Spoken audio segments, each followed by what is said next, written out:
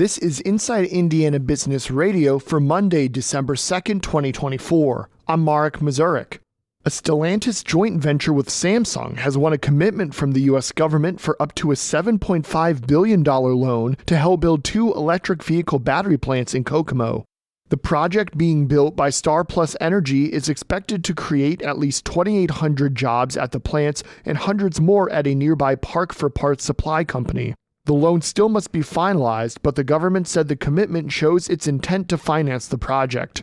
To get the loan, Star Plus must develop a plan to engage with the community and labor leaders to create good-paying jobs. It also has to meet technical, legal, environmental, and financial conditions before the government will fund the loan. If finalized, Stellantis would get $6.85 billion in principal plus $688 million in interest for the project. It's unclear whether the loan will be finalized before President-elect Donald Trump takes office on January 20th. On the campaign trail, Trump pledged to end funding for such projects, which he called, quote, the Green New Scam. Stellantis and Samsung announced plans for the first $2.4 billion plant in May of 2022. That facility is slated to open in the first quarter of 2025. In October of 2023, the joint venture detailed plans for a second plant with a $3.2 billion price tag and production expected to begin in early 2027. Deloitte is out with its annual Technology Fast 500 list, and 2 Indiana companies made the cut. The list ranks the fastest-growing technology and media companies in North America. The companies are selected based on the percentage of fiscal year revenue growth between 2020 and 2023. West Lafayette-based pharmaceutical testing company Inotiv is the fastest-ranked Indiana company at number 138. The company reported 847% revenue growth during that 3-year period. Carmel-based software firm Mesh Systems also made the list at number 484 with a 212% revenue growth. Both companies were also the only Indiana representatives on the 2023 Fast 500 list. Find a link to the full list at InsideIndianaBusiness.com.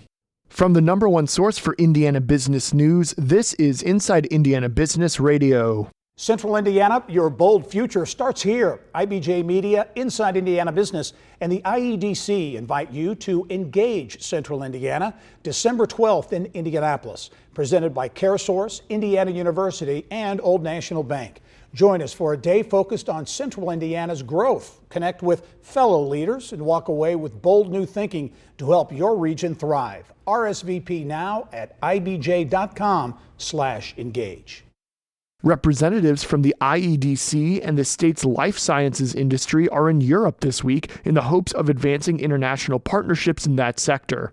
Alex Brown has more details on that trip for Inside Indiana Business Radio. Indiana Secretary of Commerce David Rosenberg is leading a contingent that will spend time in London and then Italy. Joining Rosenberg are officials with the IEDC and Vince Wong, the CEO of BioCrossroads, an entity focused on growing Indiana's biomanufacturing ecosystem.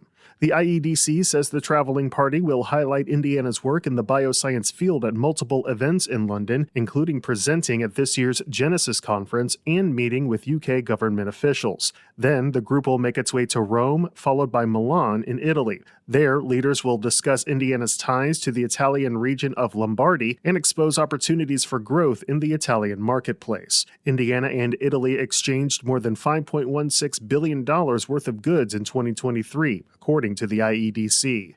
Alex Brown, Inside Indiana Business Radio.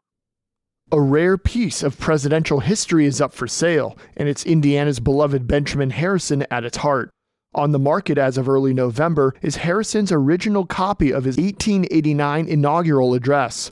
The signed manuscript was held by the 23rd president as he delivered his famous speech from the east portico of the Capitol building in Washington, D.C. The artifact was kept in the Harrison family for multiple generations before the Philadelphia-based Robb Collection acquired it some 15 years ago. The address was sold on the private market and is now up for grabs publicly for the first time with an asking price of $225,000. Harrison was the only president to have hailed directly from the Hoosier state. He was a Civil War general and lawyer who descended from an already political family. He was the great-grandson of Declaration of Independence signer Benjamin Harrison, the grandson of President William Henry Harrison, and the son of Congressman John Scott Harrison. Harrison added to his family's legacy and won the presidential election of 1888 when he narrowly defeated the incumbent at the time, Grover Cleveland.